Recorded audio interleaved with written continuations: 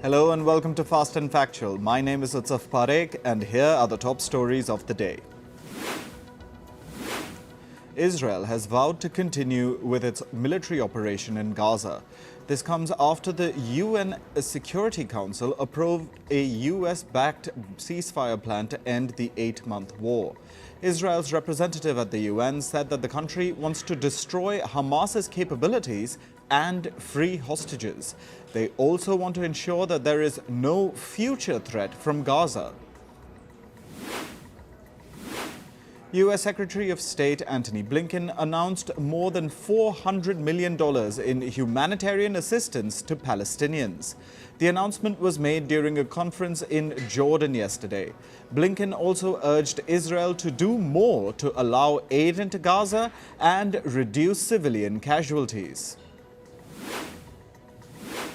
An Israeli airstrike killed a senior Hezbollah commander in southern Lebanon. Hezbollah confirmed the death and said that the deceased commander was Taleb Abdallah, also known as Abu Taleb. The Israeli strike also killed 3 other Hezbollah members. Russia conducted missile drills in the Atlantic Ocean. According to the Russian Defense Ministry, the drills were conducted by a naval frigate and a nuclear-powered submarine while the vessels were en route to Cuba. The vessels fired high-precision missiles at mock enemy targets from a distance of over 600 kilometers. Hunter Biden, the son of U.S. President Joe Biden, has been convicted in a federal gun case. He was convicted for lying about his drug use on a gun purchase form in 2018. The verdict marks the first time a sitting president's child has been convicted of a crime. Hunter Biden faces up to 25 years in jail, with his sentencing expected before the 2024 U.S. presidential election. The Indian Union territory of Jammu and Kashmir, 2 terrorists opened fire in a village in the Kathua district. The terrorists attacked a house, which led to 1 person getting injured. Indian military forces and police officials immediately responded to the incident and neutralized one of the terrorists. In a separate incident, a gunfight broke out between Indian military officials and terrorists in Jammu's Doda district. According to reports, a military base in Doda was attacked and 6 officials were injured. This comes 3 days after terrorists attacked a bus full of pilgrims in Jammu's Riyasi district. N. Chandrababu Naidu has taken oath as the Chief Minister of the southern Indian state of Andhra Pradesh. The ceremony was attended by India's Prime Minister Narendra Modi. Naidu is the leader of the Telugu Desam party, which is part of the Prime Minister's governing coalition. Meanwhile, the eastern Indian state of Odisha is all set to get its first chief minister from the Bharatiya Janata Party. Mohan Charan Majhi will be sworn in as the chief minister of Odisha. Prime Minister Narendra Modi will be attending Majhi's oath-taking ceremony as well. The Democratic Republic of Congo swore in Judith Suminwa Tuluka as its first woman prime minister. Along with her, a downsized cabinet of 54 members also took oath after an almost 6-month delay in government formation. This is despite President Felix Tshisekedi's re-election and his allies' parliamentary dominance. The UN has added the Sudanese army and the paramilitary group, the Rapid Support Forces, to its blacklist for violating the rights of children in war. The UN reports that Sudan witnessed a staggering 480% increase in grave violations against children between 2022 and 2023. A new government has been formed in Haiti. The government has been tasked with restoring security and stability to the Caribbean nation. This comes 2 weeks after the country's Transitional Government Council appointed Gary Conille as interim prime minister. Gang violence and political chaos have ravaged Haiti. Animal rights activists defaced the first official portrait of Britain's King Charles III in London. The painting was by British artist Jonathan Yeo, and it was defaced with a picture of a character from an animated franchise. The message was also attached. A message was also attached to the painting, which read, "No cheese, Gromit. Look at all this cruelty on RSPCA farms." The move was to grab attention on the alleged cruelty at a number of farms certified by the Royal Society for the Protection of Animals. The Indian Meteorological Department has issued a severe hot weather alert for the states of Uttar Pradesh, Bihar and Jharkhand. The heat waves are expected to continue in the eastern and northwestern regions for the next 4 days. However, extremely heavy rainfall is expected to occur in states like Maharashtra, Goa and parts of Karnataka. In China's northern and central region, the temperatures have hit record highs. The mercury reached 42 degrees Celsius in the northern Hebei province. Meanwhile, in eastern China, a severe drought is threatening its crops, energy supplies and the health of locals. Canada is preparing for a hotter than usual summer this season. Over the next 3 months, the temperatures will be warmer than what is normal. Weather experts have warned citizens to get ready for the dry conditions in the country. Heavy rains have caused flash flooding in the Spanish island of Mallorca. The severe weather flooded the Palma de Mallorca airport. Dozens of planes were grounded due to flooded runways. People in southern Chile are battling intense rain. Dozens of police officials were deployed to help in rescue missions. According to reports, floodwater submerged around 400 houses. Officials have predicted moderate to heavy rain in the region today. According to a US study, global emissions of nitrous oxide, a potent greenhouse gas, are putting climate change goals in peril. The study was done by a college in Boston, and it also revealed a sharp rise in human-related nitrous oxide levels. Emissions soared by 40% in the 4 decades leading up to 2020. According to British scientists, the international efforts to protect the ozone layer have been a huge global success. The scientists revealed that the damaging gases were declining faster than expected. On to business and tech news. The World Bank has raised its forecast for global economic growth this year. The bank says that the global economy is expected to grow at 2.6% this year compared to its earlier forecast of 2.4%. The global lender says that the global economy is stabilizing this year, 3 years after the COVID-19 pandemic. The increased growth forecast is largely driven by an improved outlook for the US. As per the World Bank, the US economy is expected to grow by 2.5% this year. Meanwhile, the World Bank has maintained its outlook for India. The global lender says that India's gross domestic product, or GDP, will rise by 6.6% in the current financial year. The World Bank has noted that India will remain the world's fastest growing major economy. However, it has said that the pace of expansion is expected to moderate. The US has banned imports from 3 Chinese firms. They include a seafood processor, an aluminium goods maker, and a footwear manufacturer. These companies have allegedly been involved in forced labor of the Uyghur communities in the Xinjiang region in China. In 2021, the US enacted a law banning imports from Chinese firms that used forced labor. The US says that China has established labor camps for the Uyghur minority groups.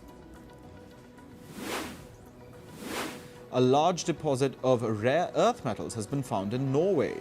The Blocks Explorer mining firm Rare Earths Norway claims that it is Europe's largest deposit of rare earth elements. The deposit is in the southeast of Norway. It contains 8.8 million metric tons of total rare earth oxides. These metals are used in green energy products like electric cars and wind turbines. American plane maker Boeing delivered just 24 aircraft to customers last month. This is about half the number of jets it delivered in the same period last year. Boeing's production has been restricted by U.S. regulators. This was after Boeing's 737 MAX jet was involved in a mid-air door panel blowout incident earlier this year. American office space startup WeWork has come out of bankruptcy. This marks the end of the company's restructuring process. WeWork has renegotiated terms of 190 rental properties, and it has ended contracts with 170 properties.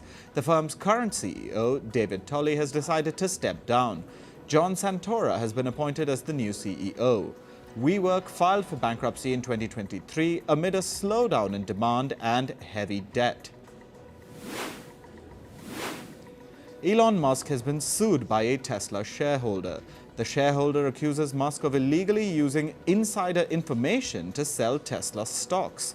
Musk reportedly sold nearly $30 billion worth of Tesla stocks between late 2021 and 2022. The lawsuit alleges that Musk sold these stocks just before bad news reports about Tesla were supposed to come out. Meanwhile, Elon Musk has withdrawn his lawsuit against ChatGPT maker OpenAI. Musk did not provide any reason for this move. Earlier this year, Musk sued OpenAI for abandoning its original mission, which Musk claims was to develop artificial intelligence for the benefit of humanity and not for profit. Elon Musk was an early investor in OpenAI.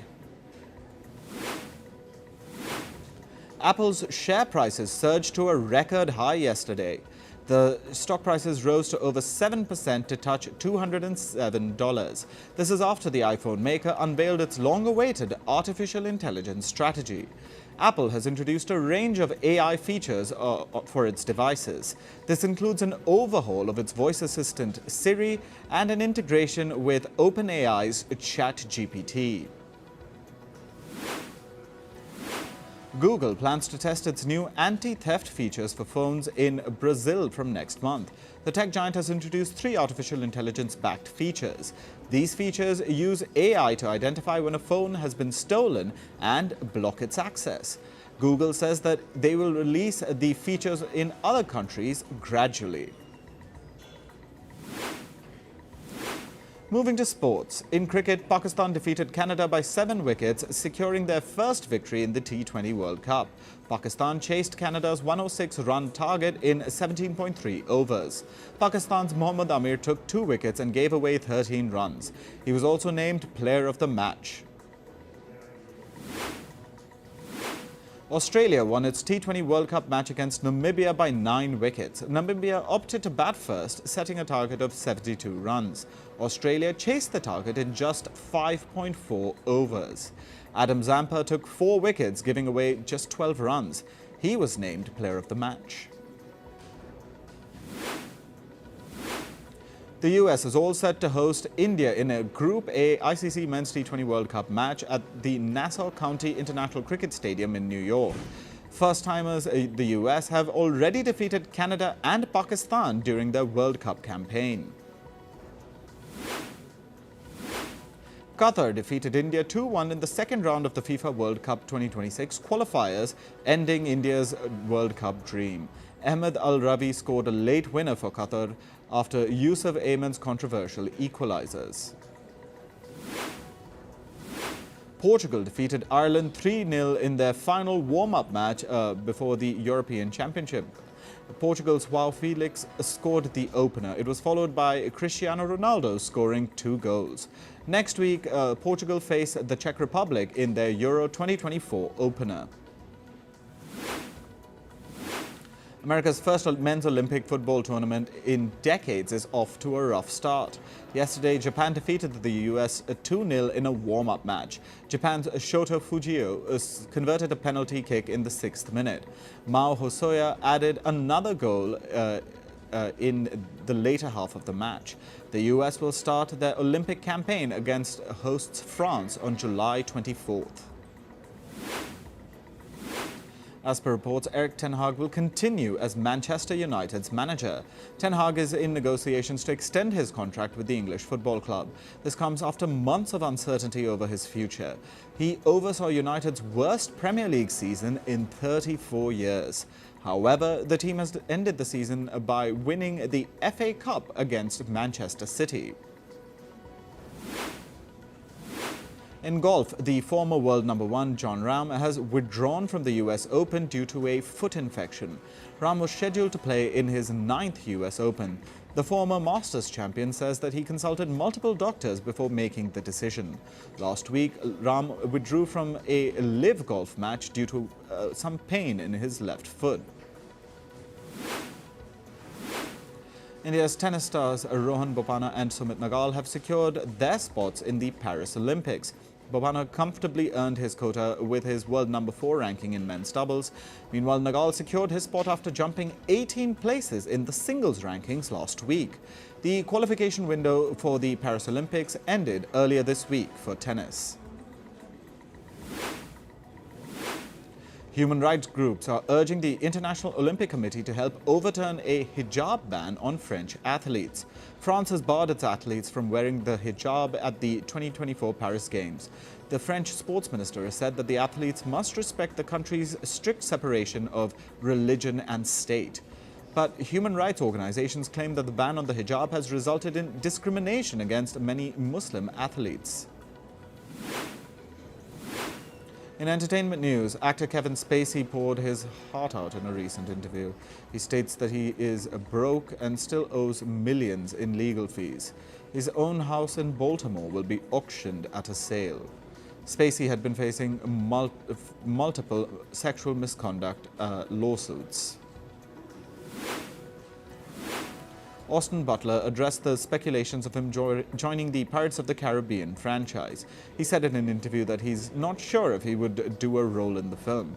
Butler fears that his predecessors have done their part very well, so he wants to make sure that he might be able to bring something to the table. Friends star Jennifer Aniston is working on a book series on her rescue dog, Clidio. The books will revolve around themes of self-discovery and self-confidence. The first book will release on the 1st of October. Emmy Award-winning actor Paul Giamatti has joined the cast of Star Trek Starfleet Academy. He will play the recurring role of the main villain in the first season. Shooting for the show's shooting schedule will begin in Toronto this year.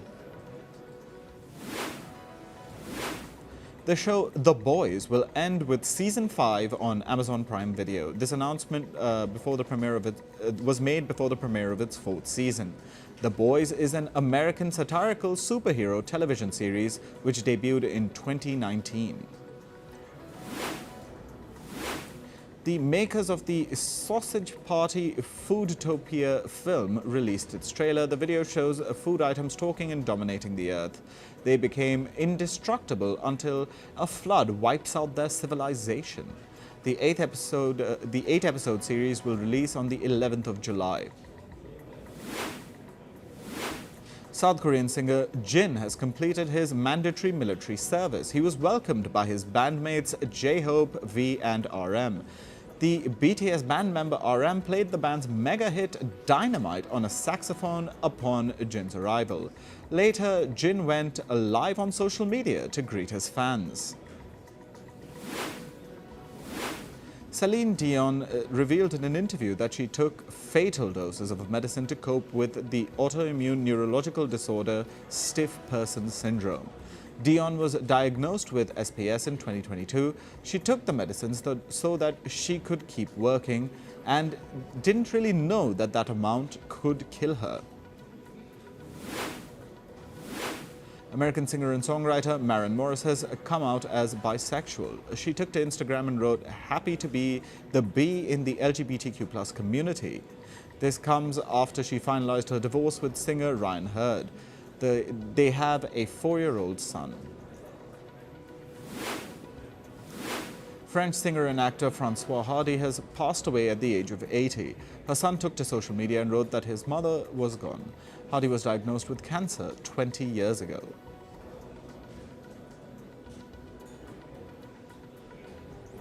That's all for this episode of Fast and Factual. Thank you for watching and stay tuned to First Post.